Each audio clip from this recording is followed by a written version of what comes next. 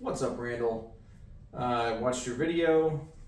I have a few things I can give you some input on pretty quickly here. Hopefully the video doesn't take too long. If it's too long, well, what are you gonna do?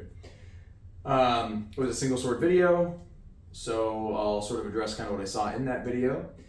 If you go back and review it, you'll see that you are throwing kind of the same opener to your opponent's outside sword arm, the right arm.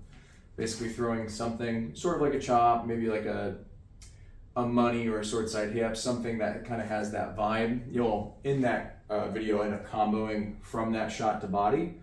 Super good combo. The reason I want to address it is because in that you open with it several times without a fake, whether that be a shot that your opponent might perceive to be threatening, a pump that can also kind of generate the same thing, or even just stuttering the shot or comboing immediately. It's got kind of some build up, it takes some time to develop, so it's not, you're not getting as much out of it as I think you can.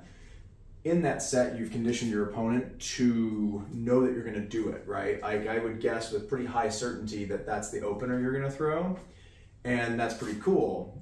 That's something you can take advantage of when fighting an opponent, him or anybody else for that matter. So you're kind of opening with this kind of long, heavyweight forward stance. Not necessarily wrong, but it tells me as your opponent that you're going to come forward, that you're probably going to apply a lot of pressure, and it's something to just keep in mind. And if you're too heavy over the front of your forward leg, it'll be hard to adjust if he decided to press you. Never really happened in that set, so you never really got punished for it, but stance is really important, and it's a thing that we could talk about for a very long time. Maybe we'll do a live video kind of conversation about that, but just for the meantime, so I'm going to talk about how to build on that shot you're already opening with, where you're sort of throwing this kind of chop, and sometimes you end up comboing into a double. Very cool. What I'm suggesting is a couple of things. One, if you have a hard time developing a pump or a fake in this, you can do something as simple as just changing the rotation or orientation of your hand, right? If this is the plane that my hand travels on, where my palm is down, and I'm just traveling across this for my chop, in whichever orientation you're throwing your chop, fine. What I would like to suggest, at least in this instance, is that when you're throwing this, as your shot is developing, you're able to let this rotate. As you can see, as I've rotated, my hand is now here with my thumb pointed up, and as I've made contact, I've made a full rotation with my palm pointing straight up to the sky. It'll look sort of like this kind of rotation here while it develops. This will let me throw a very different shot, but it's still sort of perceived as throwing the same chop, right? There's the regular chop, that rotation. This allows a couple of things to happen. If your opponent is trying to throw across your chest, you're now put into this position to be able to block a return, and then riposte again with a similar chop that you already throw, with this sort of down rising chop, with a stab if you're really fancy. You can try to give them one of those. You suddenly built a few options, and all you've done is take a thing you're already doing as your opener and adding a small rotation and some positioning of your hand.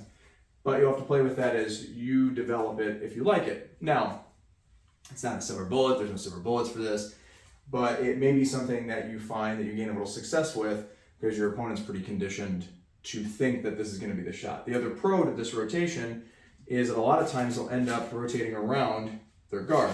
It ends up into their forearm past their hand. Easier to demo with another person here, but what are you gonna do? That being said, that's one way to build on this.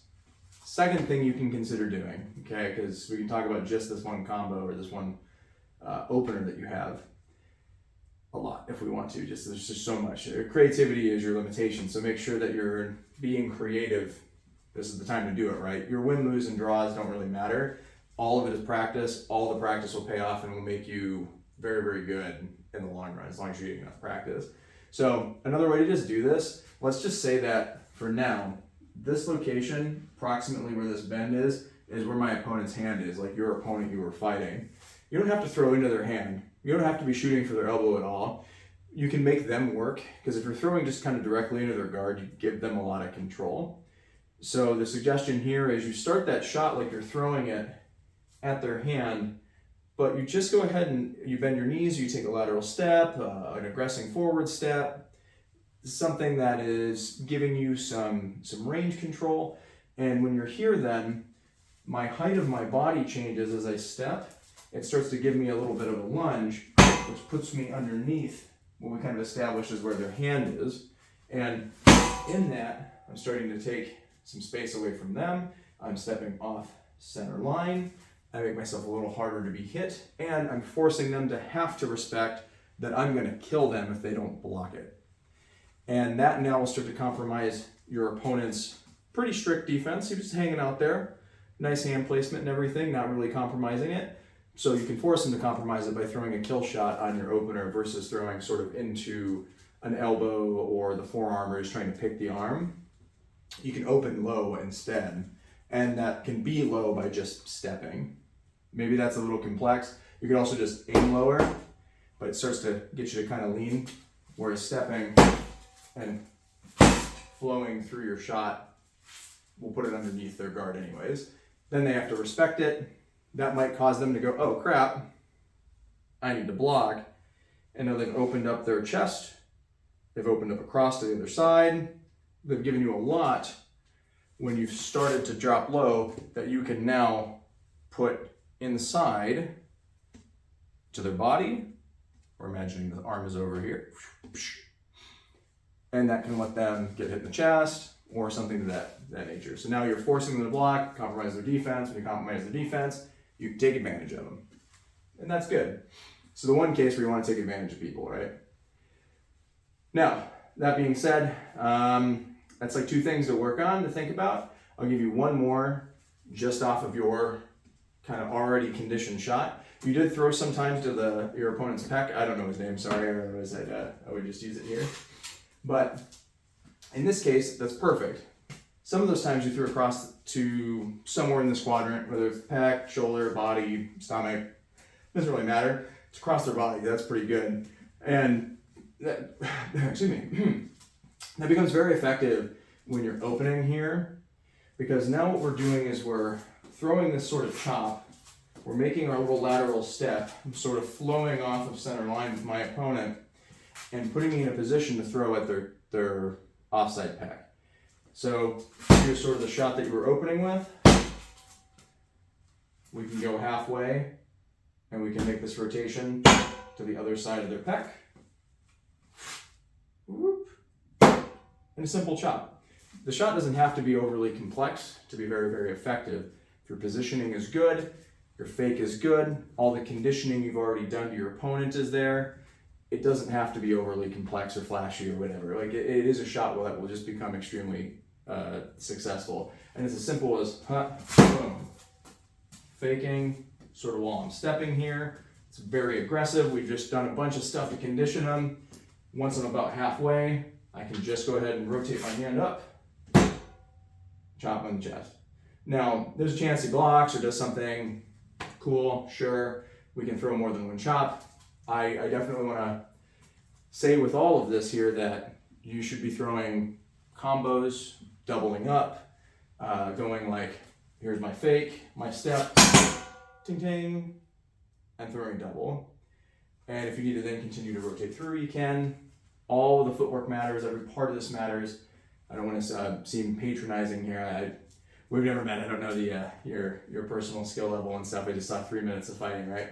Looks like you are pretty dynamic though, and that you are moving quite well. So if you can stay in motion while you're doing this, perfect. An example might be as simple as you're sort of in your stance, you're trying to throw your shot, you're in this position, you can now fire another combo, maybe you rotate out, whatever. Maybe you just keep applying the pressure, continuing to apply shots and footwork, and really try to make that fight yours, especially if you're going to go forward. Now, all of that stuff will build on each other. So as you progress in this fight, or just fights in general with any opponent, okay, not even just the person you're fighting there, as you build and now you've started to establish, okay, I've got just a straight opener. Okay, cool. I gotta respect it. That's powerful. It's, you know, you're a strong dude, right? Now we've got this rotation kind of shot in there. Okay, different. Hard to read. Looks the same as the first one. Now we've got another one where we're just going under the hand, right? Into some kind of position. Still sort of aggressing, kind of changing my feet, whatever. Taking that angle. Okay, it's changed again. Now we've got a fake built in there, right? Now we can start going low, shoulder. We're in a position like that. Bring your hand across, keep yourself safe. You know, it's just sort of in this plane of existence defensively. Single sword's a whole other monster, so, you know, don't judge me too much on this. It's floating around while we're doing the demo. That being said, you can continue to build on this. So I'd like to try to get you using a creative mind. And if you can use a creative mind on how to build additional things in here, you're going to become very unpredictable. And the more unpredictable you are, the harder you are to read, the harder you are to read, the harder you are to beat, which is good, right? You're a little heavy on the forward foot, I think. I mean, again, just watch the like the 3-minute video, but you do kind of have this really forward heavy, I'm gonna go kind of stance ready to get him.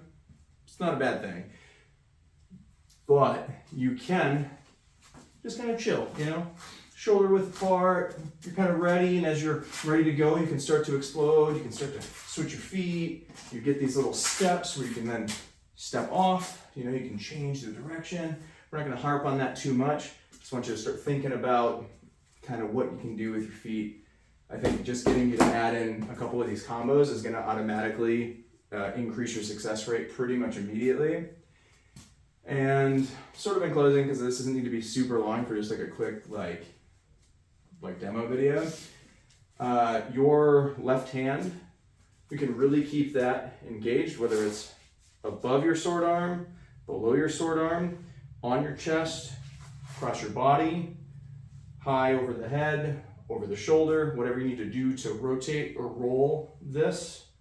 And this now gives you this position where when you're throwing this, if they're going to try to attack your arm, you can project your left arm across, low, high, over. You can spread the hand out to really make your defensive profile as big as possible while you're doing this.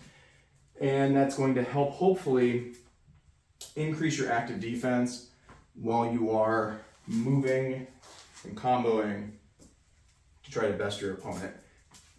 This is at least my thoughts on that video that I watched. Super quick. We could talk about some other things, but I think focus will be on that since you're already moving pretty good anyways. So this will be a nice addition. If it's stuff you've already heard, well, hopefully this was helpful anyways. But yeah, thanks a lot for reaching out, and I hope this is helpful to you. If you have any other questions, comments, concerns, feel free to hit me up. I'm always happy to talk.